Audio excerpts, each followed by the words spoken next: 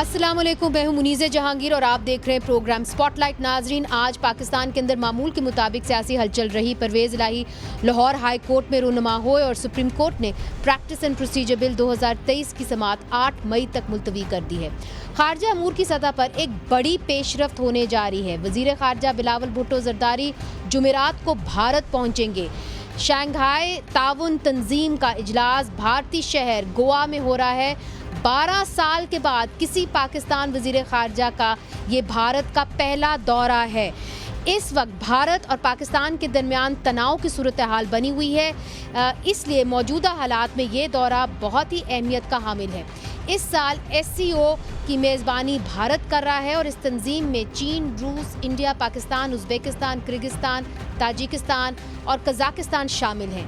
वज़राए ख़ारजा की ये मुलाकात इसलिए भी अहम है क्योंकि इस इजलास पे जुलाई में होने वाली सरबराही कॉन्फ्रेंस का एजेंडा तय किया जाएगा, जिसके अंदर फिर वज़ीर आज़म शहबाज शरीफ साहब भी जाएंगे।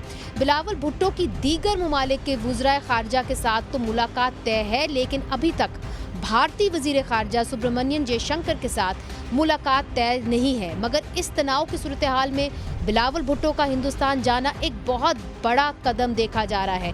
हिंदुस्तान में और पाकिस्तान में इस दौरे को लेकर कहीं तंकीद हो रही है तो कहीं पिज़ाराई की जा रही है। हिंदुस्तान के वज़ीर ख़ारजा ने बिलावल भुट्टो के भारतीय दौरे के ऐलान के बाद कुछ बयानात दिए हैं, आपको दिखाई देते हैं।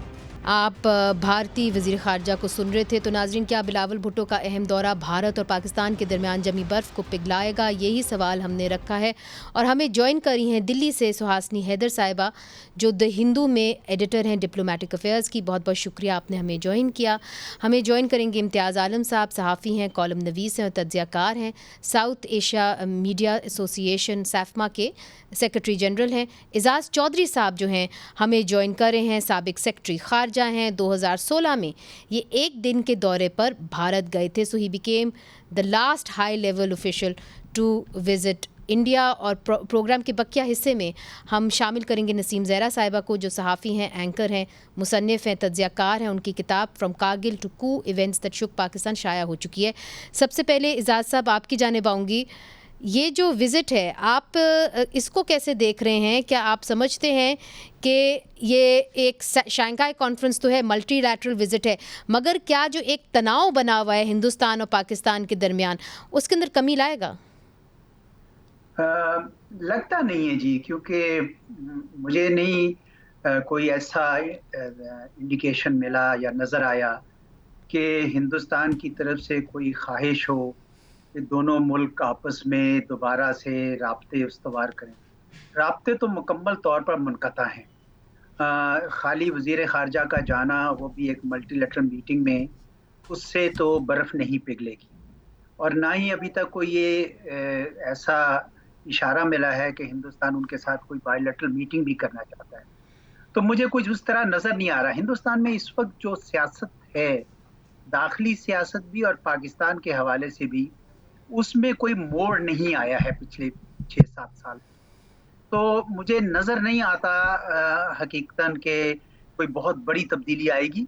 अगर आ जाए तो मैं उनमें से हूँ जो खुश होऊंगा। उसकी वजह यह है कि पाकिस्तान और हिंदुस्तान एक हमसाए हैं, आपस में अच्छी हमसायगी के ताल्लुकात होने चाहिए। ठीक है, बड़ी कोशिशें की गई हैं, हर बार वो कोशिशें नाकाम भी हुई हैं, लेकिन मेरे ख्याल में एक ख्वाहिश फिर भी हम सब की रहती है कि दोनों अच्छे हमसायों की तरह रहें। हिंदुस्तान को भी इसका फ़ायदा होगा और पाकिस्तान को भी। जी सुहासनी साहिबा, आप भी हिंदुस्तान और पाकिस्तान को कई अरसे से कवर कर रही हैं। पाकिस्तान भी आप आती रही हैं। येट अनदर इवेंट, हिंदुस्तान और पाकिस्तान जब भी मिलते हैं तो बातें दोनों तरफ से शुरू हो जाती हैं, कहते हैं ना स्टॉर्म इन अ टी कप। मगर इस दौरे को, भारत का दौरा, बिलावल भुट्टो जरदारी ये एक आम फॉरेन मिनिस्टर नहीं हैं, अपनी पार्टी के एक बहुत बड़े लीडर हैं। अगले सालों के अंदर हम कह सकते हैं कि ये वज़ीर आज़म भी बन सकते हैं। इसको कैसा देखा जा रहा है हिंदुस्तान में? देखिए मुनीज़े, आपने जैसे कहा, हमने इतने ऐसे मीटिंग्स को कवर किया है जहाँ पे उम्मीद बहुत होती है, लेकिन निकलता ज़्यादा कुछ है नहीं। ऐसे भी मीटिंग्स हो चुकी हैं लीडर्स के दरमियान, जहाँ पे बहुत कुछ निकल चुका है थर्ड पार्टी में। तो जैसे आप उफा में देख लें या शर्म अल शेख में देख लें या और भी जगह हैं, न्यूयॉर्क में काफी बार दोनों लीडर्स के मालिक मिल चुके हैं और कुछ ना कुछ अग्रीमेंट।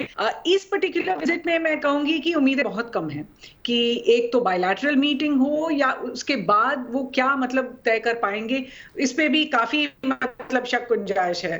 आप अगर देखें तो पिछले साल एससीओ के लिए उज्बेकिस्तान में प्राइम मिनिस्टर मोदी और प्राइम मिनिस्टर शहबाज शरीफ दोनों थे वहां ताशकंद में, लेकिन उन दोनों के बीच में दरमियान कोई भी मतलब राब्ता नहीं हुआ था।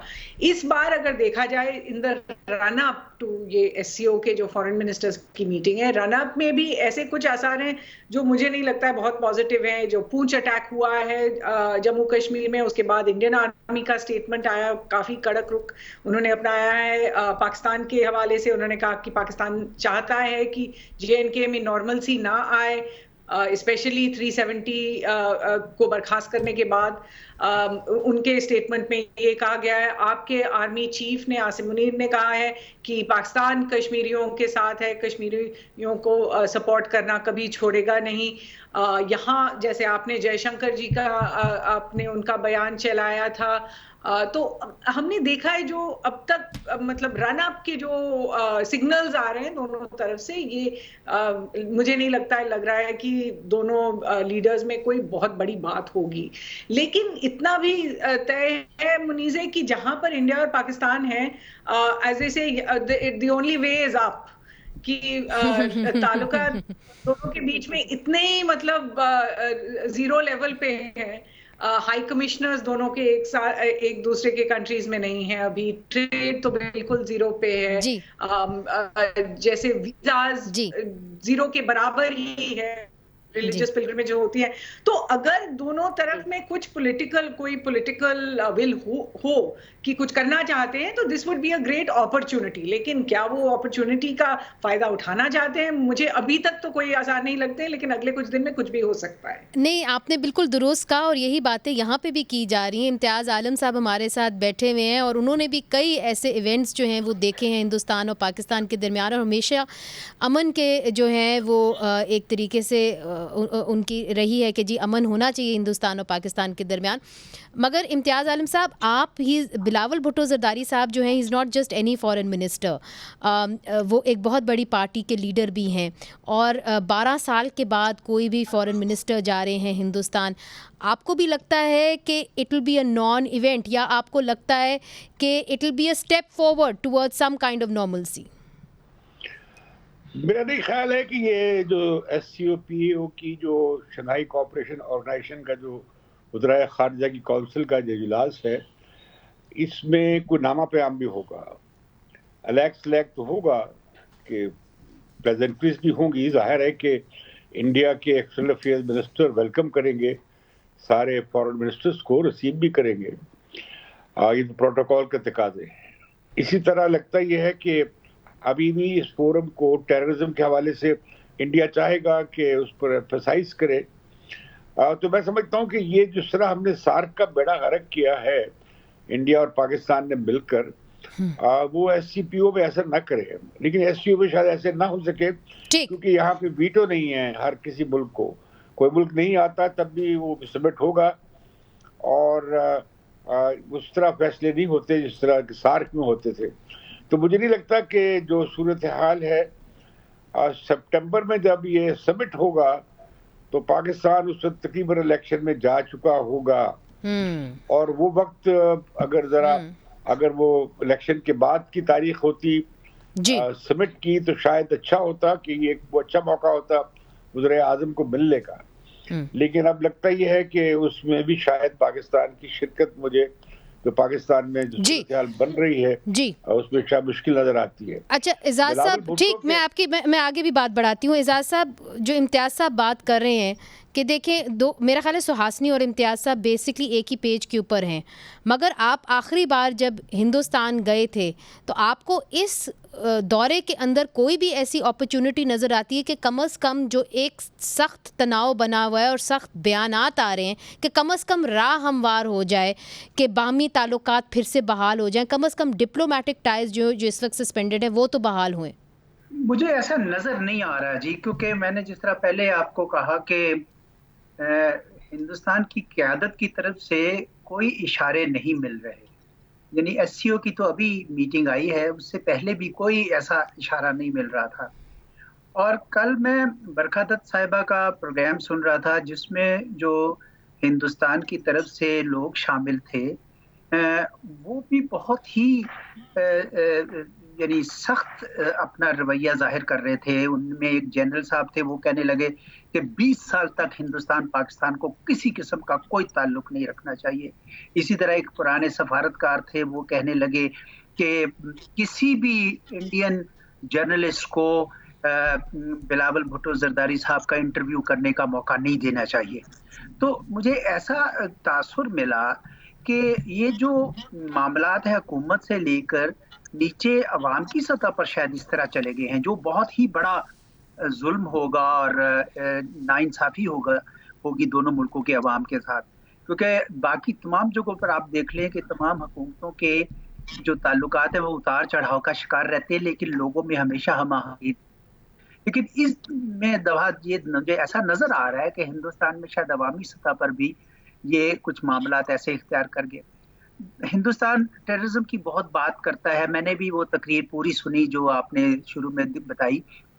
तो इसमें मेरे ख्याल में जिस चीज़ की कमी है वो ये है कि उनको अंदाज़ा शायद नहीं है कि पाकिस्तान ने टेररिज्म के खिलाफ कितना काम किया है और कितना सफ़र किया है। उसकी कभी मैंने ऐसा नजर नहीं आता कि उनकी तरफ से कोई उसको पहचाना जाए या उसकी रिकग्निशन की जाए। पाकिस्तान को फिर दोबारा टेररिज्म का ज्यादा सामना है। तो मगर इजाज़ साहब एक बात बताएं कि बिलावल भुट्टो जरदारी साहब जो कश्मीर का एक इशू है वो इस फोरम के ऊपर रेज करेंगे, आपकी क्या असेसमेंट है?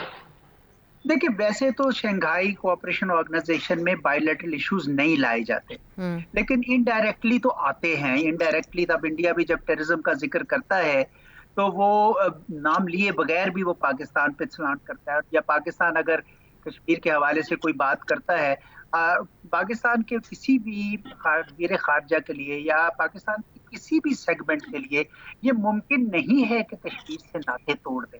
ये देखिए, ये सदियों के नाते हैं, ये 70-75 साल की बात नहीं है। और सिर्फ जोग्राफिया नहीं बल्कि ज़बान, यानी ज़बान भी और खाना पीना भी हर चीज़ मिलती है। तो मैं समझता हूँ कि उनको शायद कुछ ना कुछ कहना होगा। ये इसमें कोई शक नहीं है कि बायलैटरल इश्यूज अगर इसमें आने शुरू हो गए तो मुश्किलात होंगी, और ये हो सकता है कि इंडिया फिर सार्क की तरह इसको भी थोड़ा सा कंट्रोवर्शियल बना दे। लेकिन चूंकि रूस और चीन इसके मेन एंकर्स हैं, मुझे ऐसा होता दिखाई नहीं देता। मेरे ख्याल में ये तंजीम चलती रहेगी और हिंदुस्तान को अपने रवैये में थोड़ी सी नजरखानी करनी पड़ेगी। मगर क्या हिंदुस्तान अपने नज़रिए में या अपने एक एटीट्यूड में नरमी लाएगा? चूँकि बिलावल भुट्टो का हिंदुस्तान जाना एक बहुत बड़ा कदम है, नंदलेस कि वो एससीओ को अटेंड करने जा रहे हैं जो मल्टीलैटरल फोरम है। और क्या हिंदुस्तान के जो लोग हैं वो अमन के लिए एक ख्वाहिश, एक जो जज्बा है वो रखते हैं? इसके बारे में भी पूछेंगे, चूँकि हिंदुस्तान में भी इलेक्शंस होने लगे हैं अगले साल, और वहाँ पर क्या एक माहौल है जहाँ पर दोस्ती और अमन की बात हो सकती है? पूछेंगे सुहासनी हैदर साहिबा से वक्फे के बाद।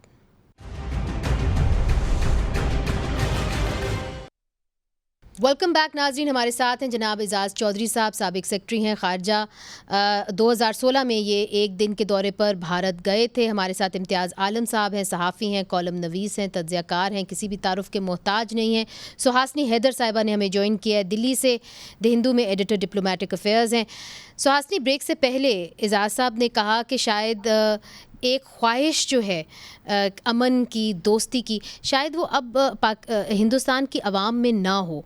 क्या ये दुरुस्त है?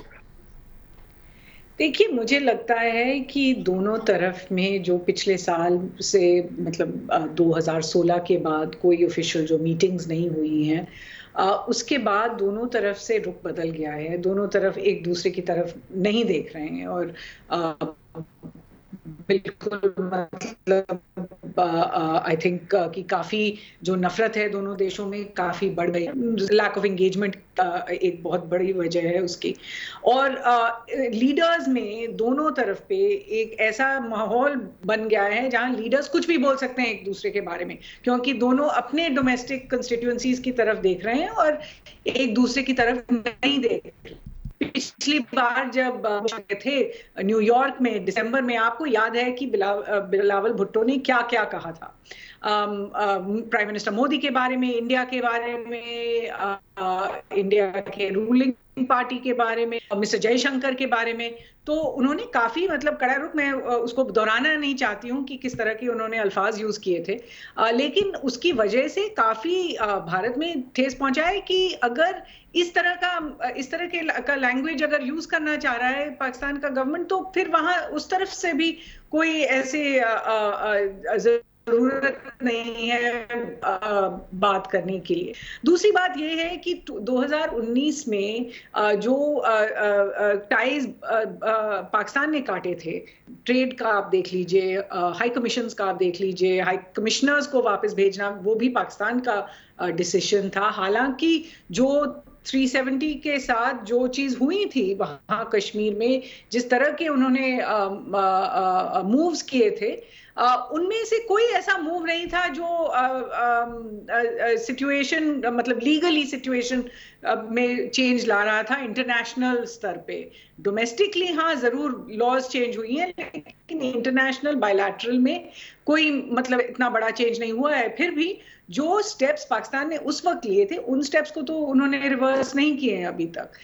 तो इसीलिए मैं कह रही हूँ कि ऐसे कुछ स्टेप्स हैं जो दोनों तरफ से लिए जा सकते हैं। जहां तक पब्लिक की आक्रोश है, पब्लिक का जो फीलिंग है, मैंने तो देखा है कि पिछले 70 साल में अगर आप कभी भी टेम्परेचर ले लो तो पब्लिक काफी नाराज रहती है, लेकिन जब अमन की बात होती है, जब कोई लीडर एक दूसरी तरफ जाता है, जब प्राइम मिनिस्टर मोदी खुद गए थे पाकिस्तान में, तो माहौल बदल जाता है।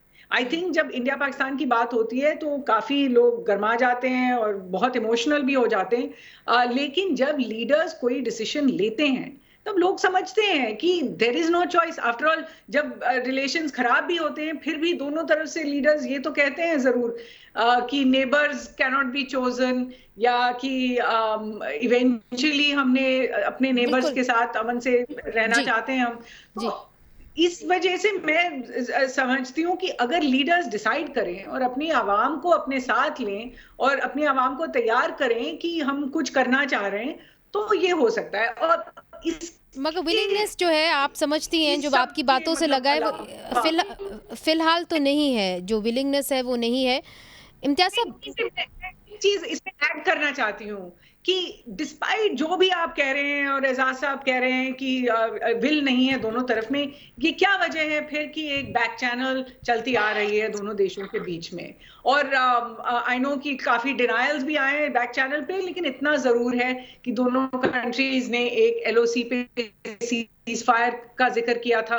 उस LOC सीजफायर एग्रीमेंट में उन्होंने ये भी कहा था कि कोर इश्यूज का कि हम बाद में बात करेंगे, and we know what core issues mean, and it means कि कुछ डिप्लोमेटिक इनपुट्स भी थी उसमें।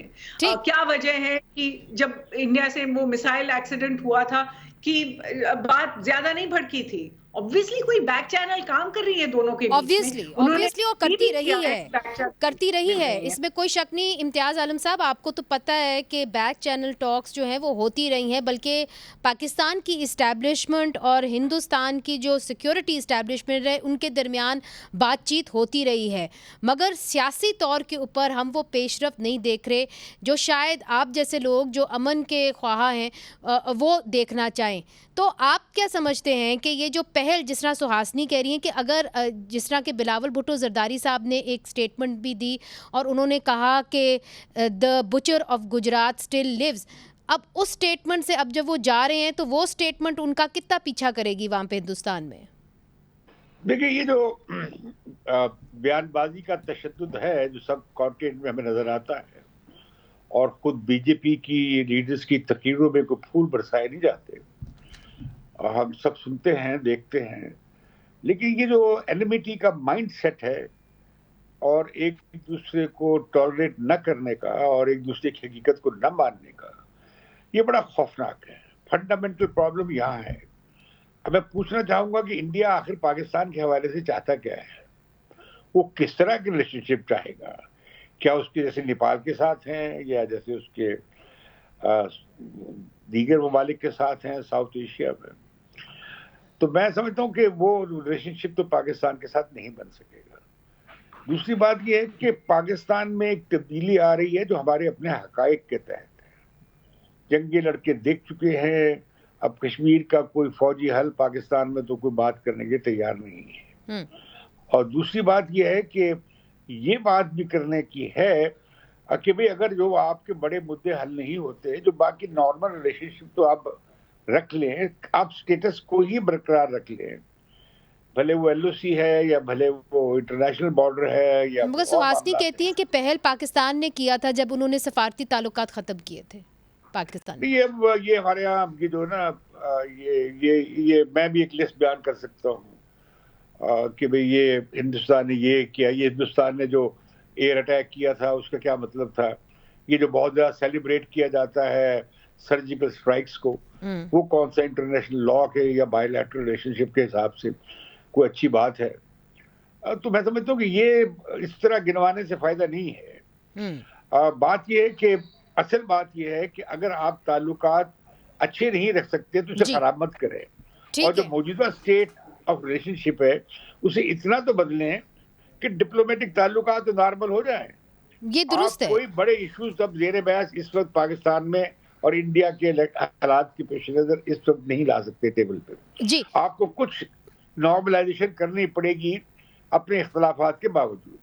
और मेरा मशवरा होगा बिलावल भुट्टो को कि वो ये जो शंघाई कोऑपरेशन ऑर्गेनाइजेशन के इजलास में कोई बायलैटरल इश्यूज ना उठाएं। और इसी तरह मैं समझता हूँ कि जो एक्सटर्नल अफेयर्स मिनिस्टर हैं इंडिया के, वो बड़े सीजन डिप्लोमेट हैं, उन्हें भी जो बायलैटरल इश्यूज नहीं उठाने चाहिए। ठीक, ये अहम बात आपने की है इम्तियाज साहब। एक छोटा सा वक्फा नाज़रीन इधर शामिल करते हैं, फिर हाजिर होते हैं।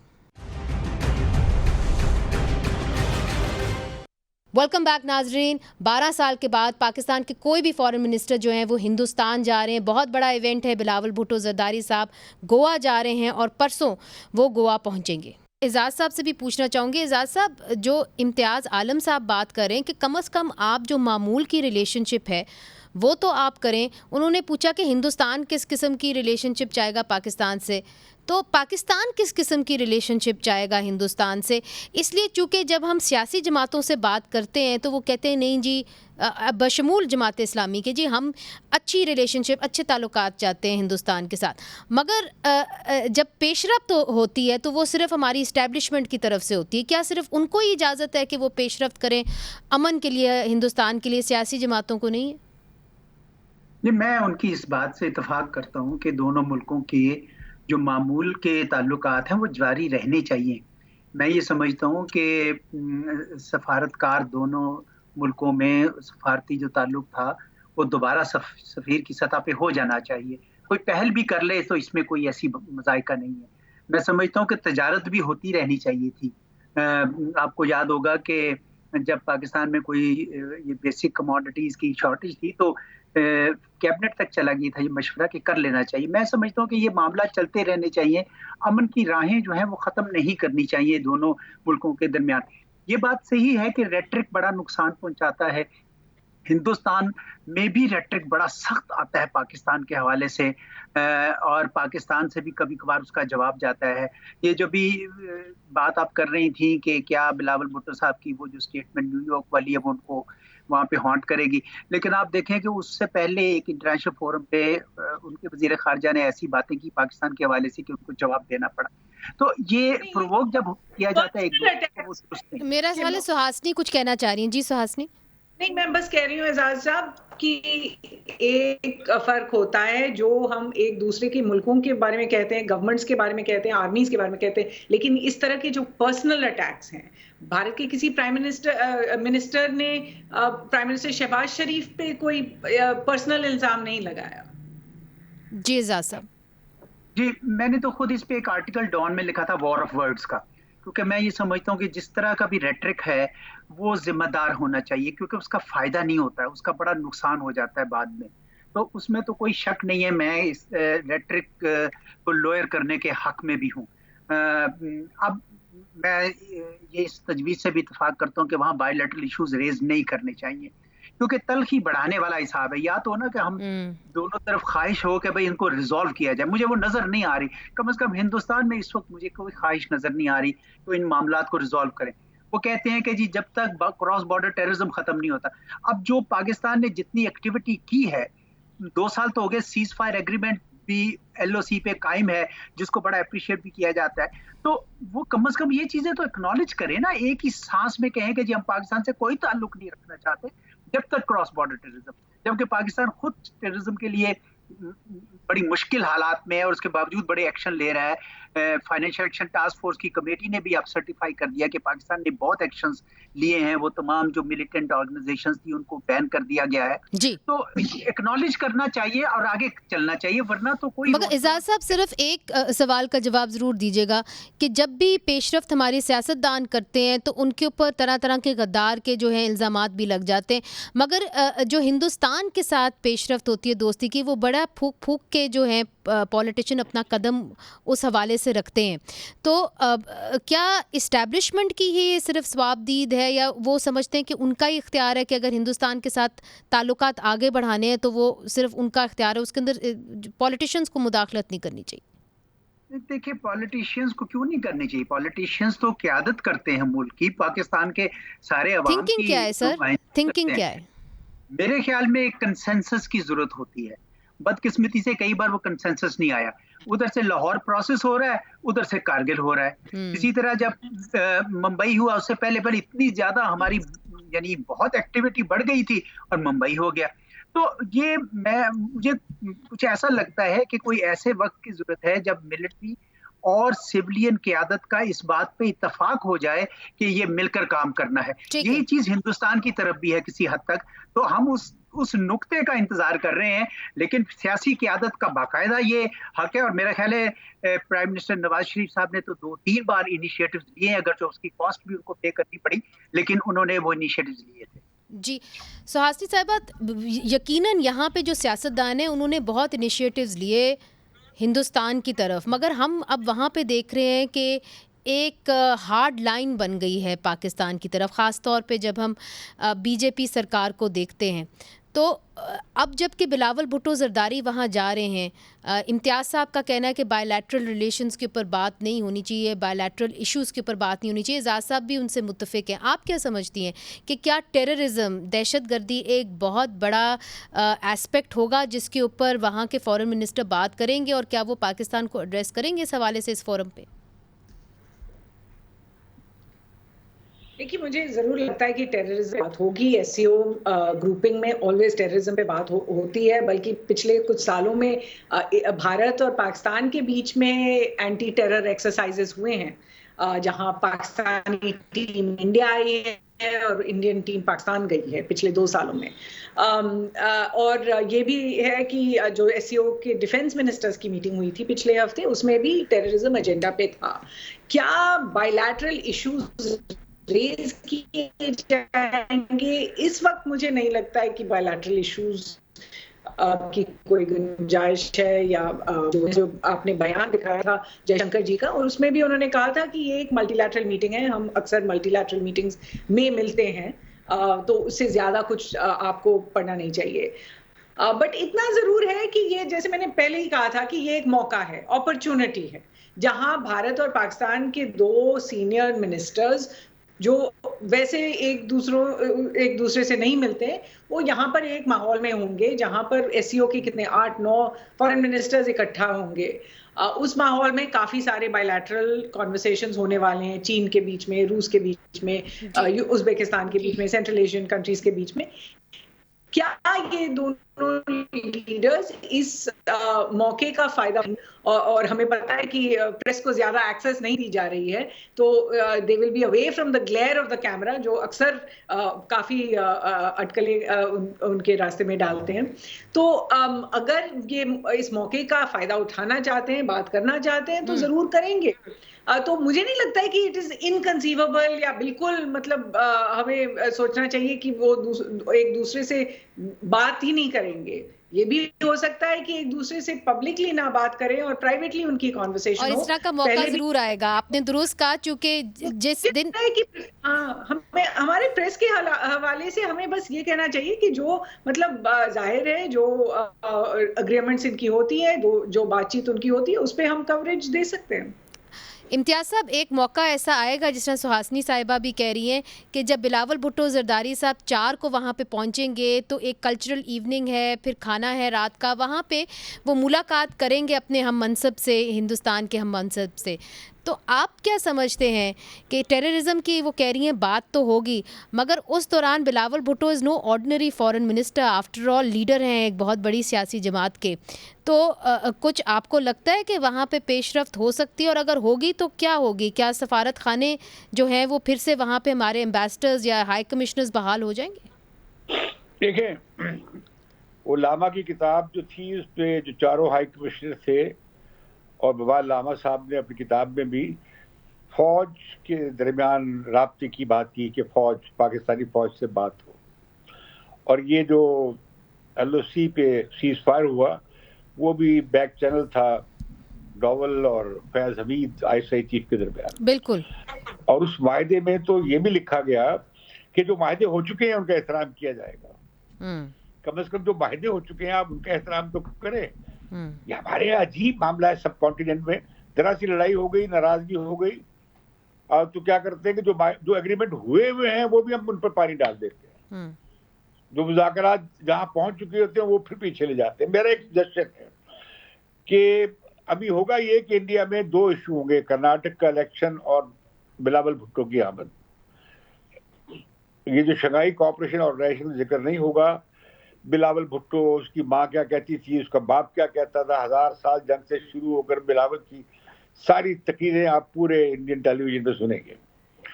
और दूसरा ये कि मैं समझता हूँ, मेरी एडवाइस बिलावल को ये होगी, और बिलावल तक पूरी प्रेस पहुंच जाएगी, उन्हें शाई नहीं होना चाहिए और वो फोकस रखें SCPO के मामले पे।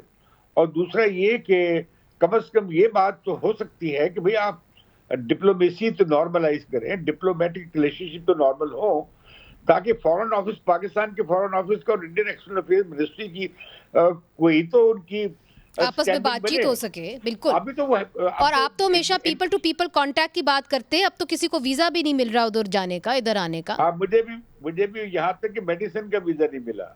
अच्छा। तो मैंने शुक्रिया अदा कर दिया। बात क्या है वो ये है कि फिजा खराब करने ना जाए बिलावल भुट्टो, और कॉशन से काम लें। ये बड़ी अहम आपने बात की कि फिजा खराब ना करें, अगर जा रहे हैं तो कॉशन से काम लें और अच्छी फिजा रखें। बहुत बहुत शुक्रिया। बहुत बहुत शुक्रिया वाइस वर्ड इम्तियाज़ आलम साहब, आपका बहुत शुक्रिया। सुहासनी हैदर साहब, आपने हमें दिल्ली से ज्वाइन किया। एजाज़ चौधरी साहब, आपने हमें यूरोप से ज्वाइन किया। और आप तीनों जो हैं, आपका ये मौक़िफ़ है कि शायद SCO की जो मीटिंग है इससे बहुत बड़ी जो है हम तवक्को ना रखें, मगर ये उम्मीद करते हैं कि जो मामला हैं वो नरम होंगे, और जो एक माहौल बना हुआ है, तनाव का माहौल बना हुआ है, उस तनाव के अंदर कुछ कमी आएगी। नाज़रीन, नसीम ज़हरा साहिबा ने भी जब बिलावल भुट्टो जरदारी साहब शंघाई कॉन्फ्रेंस गोवा में जाने का उन्होंने ऐलान किया, तो उन्होंने उनके ऊपर कुछ तनकीद की थी, मगर अब उन्होंने अपना जो नज़रिया है वो बदल लिया है, और वो क्या कहती हैं इस हवाले से वो भी हम आपको दिखाई देते हैं। जब ये क्लियर हुआ हमें कि कोई भी बायलैटरल एंगेजमेंट नहीं होगी with India, and that was my question कि भाई उससे क्या हमें फायदा क्या होगा बायलैटरल लेवल पे।